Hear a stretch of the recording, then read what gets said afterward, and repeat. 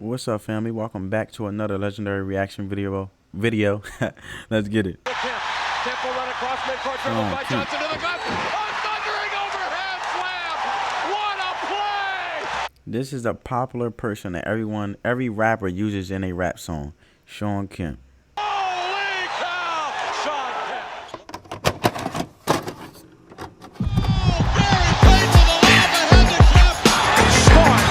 Hey guys, this is Dominique Wilkins. Hey, this is Shawn Kemp. This is Gary Payton. Hey, this is Pau Gasol. NBA fans, what's up? This is Vince Carter here.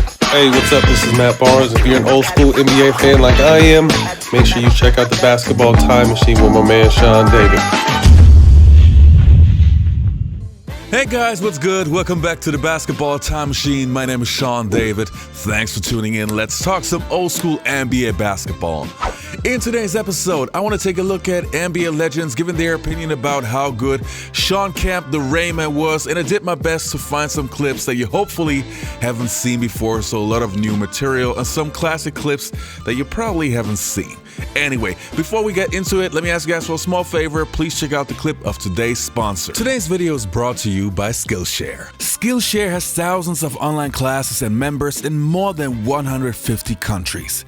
You can find the subject you're interested in, unlock more creativity, get inspired to put your new skills to work in an impactful way. My guy on Skillshare is Marquise Brownlee, the man.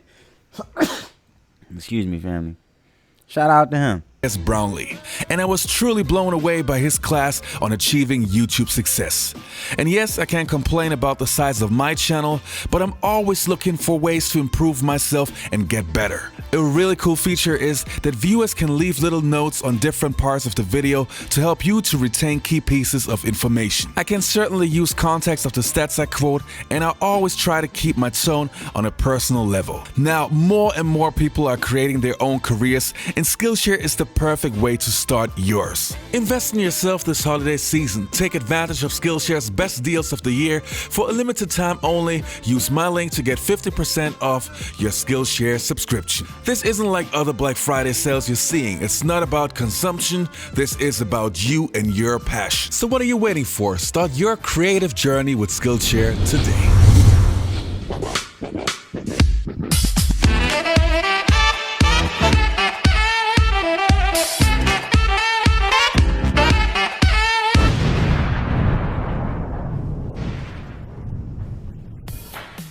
Now, the first player's opinion that we want to take a look at is obviously his best teammate of all time, Gary Payton, who formed the original Lob City. So let's take a look what he has to say. Me and this guy right here, Shawn Kemp, was the original.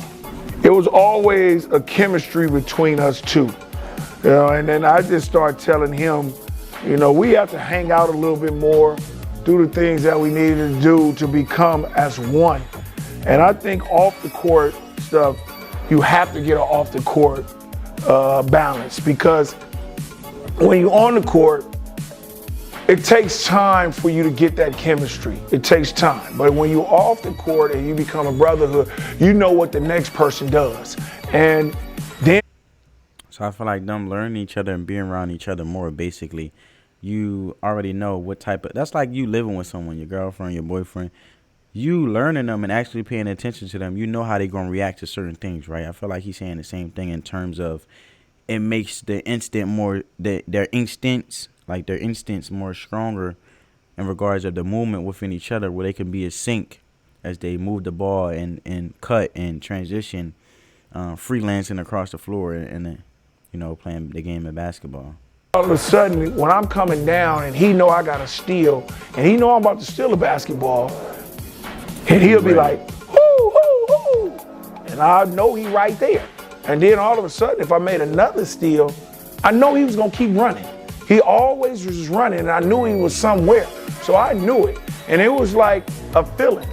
We started knowing every time we was somewhere and we knew where we was gonna be. When you start developing that spin move, the jumper, I feel like, had to be, what was the first thing that you go, all right, it's time to start improving? What were the first few things you looked at that you wanted to get better at? Because again, I feel like you had ball, even as a big man, again, getting up and down the floor, like you said, but your ball handling was out of control. Right. But your jump shot became something where I was like, you're money all the time. No, absolutely. And that's what happens. Like when you get known here I am, man. I'm getting known for the dunk. So everywhere I go across the country, people just say, oh, the dunk, the dunk, Which the is dunk. great. The dunk, which is great. But when I went to the dunk contest, So was Shawn Kemp one of the individuals who did create the innovation for big men to shoot 3-point shots from the beginning? Was he starting the evolution as of today where big men has to be able to shoot shots? They can't just be sitting down in the block, posterizing people and dunking and getting rebounds. But they also have to at times be able to branch out or push out to the corner or push out to the wing to make a shot, because you got big men like tall guys, big men, tall guys, whatever, like Nikola Djokovic, you got Porzingis. You got guys now where if you're big, you still have to know how to shoot that 3-point. You know what I'm saying? Joel Embiid, he shoots a couple threes up in there. You got Giannis. You know what I'm saying? So with Shawn Kemp family, comment down below the start of that evolution of big men having to incorporate 3-point shot in their game. man, the only thing in my mind was thinking about is I want to be on the All-Star team. And I was like, yo, how do I get on the All-Star team? So I'm watching all these guys on the All-Star team from the dunk contest, and I was just like, all these guys, they shoot the ball pretty damn good. Like, I really got to learn how to shoot this ball.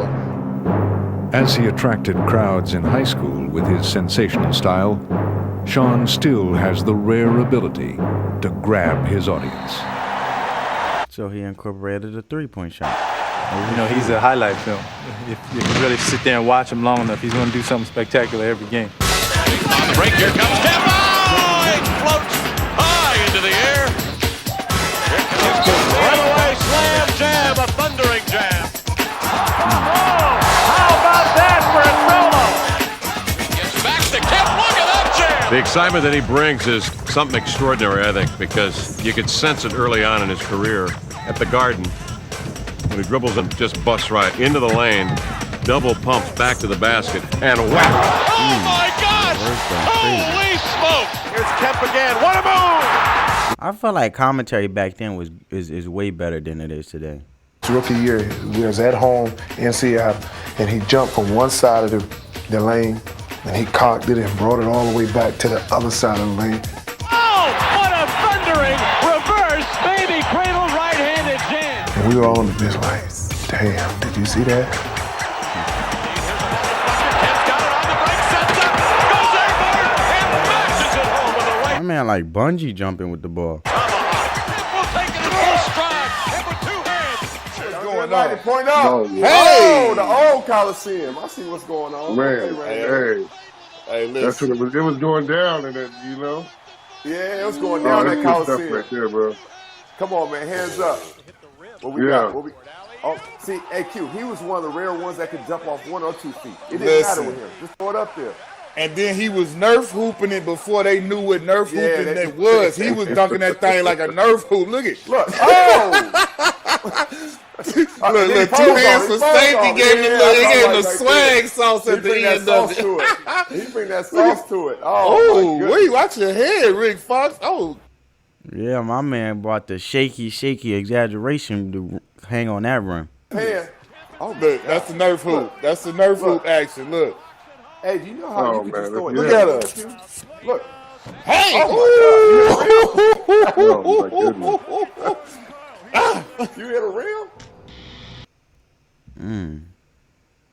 My man was rattling before Shaq came and bust the whole rim and broke the court. My man was razzle-zazzling.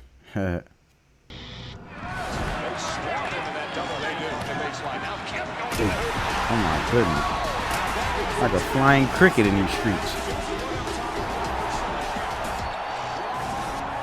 So that's the name of that we didn't mention in the first segment that we mentioned here in the what if category. And you look at the career of Shawn Kemp. Original Lob City. Yeah. Gary Payton and Some of Shawn the Kemp, I greatest- may let them say they was the originators of that. Some of the greatest in-game. So the alley hoop was Gary Payton and Shawn Kemp. The OGs, the originator of the original. It's not really a what if. He had it, and we saw it. But do you think you saw all that you could have seen of that career? I don't think we've seen anyone dunk with that type of force. animosity, you know, just like, oh! You know, just like, you know, it was just like, you had. It was personal against the rim. As Steve say, you know, today the way he dunks, it would be a 5-game suspension. just That is true, bro. Because they want to like the exaggeration. Just don't get down the end of just keep pushing. He dunked, and you know. Yeah, the point when we bring these guys up, it's not always because of an injury or something catastrophic that happens that cuts it short. Circling back to Kemp, it was like he had all of this going on, and then suddenly got hungry. He's twice the man he used to be. He got hungry. And he's not in a point in his career where it was over. He still had years left. What was your take on where he went from this to this, and the numbers then begin to dwindle? Well, we saw them in the '96 finals, and watching Rodman and Kemp go at it was incredible. But I think that was when Shawn was at the height of his powers. And then I played with Shawn a few years later in Portland, about 2001. And I think it was just the lockout. You know, a lot of guys need the game and need the structure of practicing and workouts. And the lockout happened, and he came back probably 50 pounds overweight. And I don't think he was ever able I was about to say Shawn gained a lot of weight to recover from that. But he doesn't seem like, if you look at guys' bodies, you go, well, he's a guy I never have to worry about working out. Yeah. He's a guy I never, I got to watch him. Yeah, that's but true. Shawn Kemp, and the way he was built and the way he looked, you would say that would never be an issue for him, weight. And that was so surprising that, you know, weight was an issue for him. And, you know, unfortunately, we realized probably, I think some of those other demons off the court affected him to gain the weight. Right. But it just showed, even at it, when he was heavy, 50 pounds overweight, he was like, I'm still a great jump shooter. You know, that's the difference when people say, you know, Blake Griffin. I said, well, you've never really seen Shawn. Blake Griffin fell off bad. Because the one thing you could not do against him is back off him. Yeah. Because his 15-foot jump shot was just as good as his dunk. You know, thinking back, I'm just so grateful that I was able to see the 1990s and 80s because we had so many great players. And Shawn Kemp, to me, is still one of my favorite players of all time. I just love the way he played. And I'm not just talking about his great dunks, but his intensity, his shot blocking. This guy had the full package, and I'm just so grateful that I was able to see Shawn play in his prime. So, Shawn, I just want to show you some love, man. This episode is for you. And to you guys, thanks a lot for checking out this episode. I hope you enjoyed this episode. Leave a like, subscribe to the channel, and hopefully I'll see you next time on the Basketball Time Machine. Well, yeah, as much as the amazing tenacity that Shawn Kemp brought to the game, do y'all think, family, that Shaquille O'Neal, I should say Shaq O'Neal, Shaq had incorporated that game, you know, with Lob City and breaking down the rim? Did he get that value from Shawn Kemp? Interesting. But Shawn Kemp did gain a lot of weight. I hope you guys have enjoyed this video. Give this video a big thumbs up, and on that note, family, peace.